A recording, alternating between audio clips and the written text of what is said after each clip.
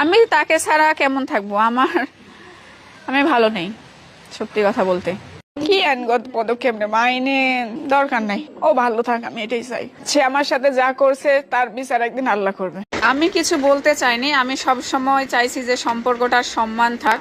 সে আমার সম্মানটাই সে রাখতেছে না, তো আমারও আর চিন্তা করার দরকার নাই যে তার সম্মানের কথা। আসল কথা, সব সময় পরকিয়া করে বেড়াইছে, সে যে পরকিয়া করছে সে এক চুল পরিমাণ কোথাও কোনো প্রমাণ দিতে পারে নাই।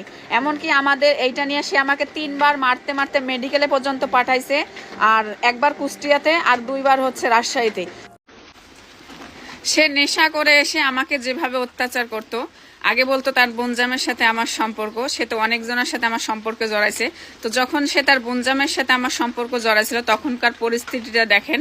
সে গাড়ির ভিতরে আমাকে ভিডিও কল দিছে তার বোনজামের সাথে, দিয়ে যা বলতে বলছে আমাকে তাই বলতে হবে, আর যদি আমি সেটা না বলি সাথে সাথে সেখানেই আমাকে মারধর, রাস্তার ভিতরে আমাকে মারধর সে করছে। তো তার ভয়ে সে যেটা বলছে, যেটা বলছে আমি মানে তার কথা মতো সবগুলাই বলছি, যাতে আমার সংসারটা টিকে, আমার 2টা বাচ্চা আছে, তাদের ভবিষ্যৎটা ভালো হয়। কিন্তু না, তার বোনজামের সাথেও সে এটা কয়েকদিন পর ভুলে গেল, তারপর সে তার নিজের বাপের সাথে জড়াইছে।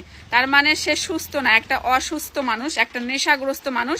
তার মাথায় যখন যেটা আছে সেটাই করায়, আমাকে দিয়ে সেটাই করায়। তো আপনারা কেউ ভুল বুঝবেন না, আমার পরিস্থিতিটা বুঝেন আপনারা একটু।